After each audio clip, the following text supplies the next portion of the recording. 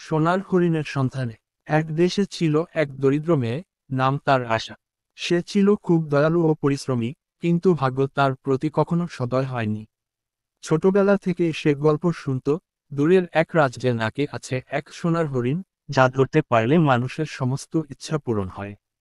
তবে সেই হরিণ খুব চতুর, এবং কেবল সত্যিকার সাহসী আর হৃদয়বান ব্যক্তির কাছেই ধরা দেয়। একদিন আয়শার হাতে এল একটি পুরনো জাদুকরি বাতি। বাতিটি মুছে দিতেই হঠাৎ এক জাদুর পরী বেরিয়ে এল।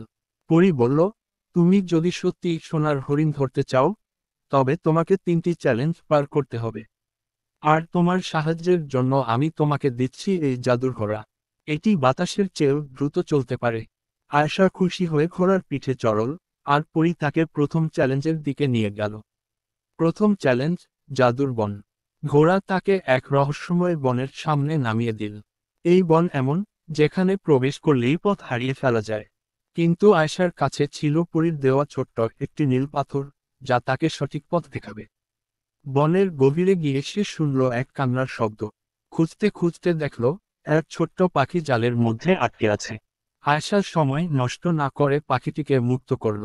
পাখিটি বলল, তুমি যদি আমাকে সাহায্য না করতে, তবে কখনোই এই বন থেকে বের হতে পারতে না। এই নাও, তোমার জন্য এক জাদুকরি পালক। যখন বিপদে পড়বে, এটি আকাশে ছুঁড়ে দিও। আয়শা পালকটি নিল এবং পথ ধরে এগিয়ে চলল। দ্বিতীয় চ্যালেঞ্জ, নদীর ধাঁধা। বন পেরিয়ে আয়শা এক রহস্যময় নদীর সামনে এসে দাঁড়াল। নদীর ওপারে ছিল এক প্রাচীন পাথরের দরজা, যেখানে লেখা ছিল, যদি পারো সঠিক উত্তর, তবে খুলবে এই অন্তর। দরজার সামনে দাঁড়াতেই এক গম্ভীর কণ্ঠ বলল, আমি এমন একটি জিনিস, যা শেয়ার করলে কমে না, বরং বাড়ে। আমি কি? আয়শা একটু ভেবে বলল, ভালোবাসা।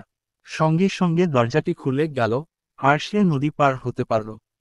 তৃতীয় চ্যালেঞ্জ, সোনার হরিণ। নদী পার হতেই আয়শা দেখল, বিশাল এক সবুজ প্রান্তরের মাঝে দাঁড়িয়ে আছে সোনার হরিণ। সে ধীরে ধীরে কাছে যেতেই হরিণটি বলল, আমাকে ধরতে চাইলে শক্তি নয়, হৃদয়ের সত্যতা প্রমাণ করতে হবে।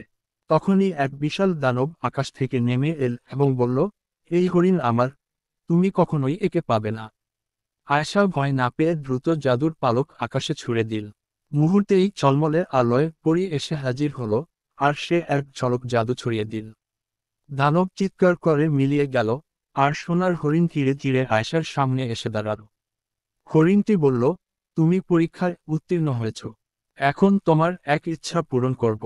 আয়শা বলল, আমি চাই, আমার গ্রামে আর কেউ অভুক্ত না থাকে, সবাই সুখে শান্তিতে বাস করুক। সোনার হরিণ একবার মাথা নেড়ে আকাশের দিকে তাকালো, আর মুহূর্তের মধ্যেই তার গ্রামে ফিরে গিয়ে দেখল, সবকিছু বদলে গেছে। গ্রাম জুড়ে সবুজ শস্য, নদীতে প্রচুর মাছ, আর সবার মুখে হাসি। পরী এসে বলল, সত্যিকার বীর তারাই, যারা নিজের জন্য কিছু চায় না, বরং অন্যদের জন্য ভাবে। সেদিন থেকে আয়শা শুধু নিজের গ্রামের নয়, পুরো রাজ্যের প্রশংসিত হয়ে উঠল।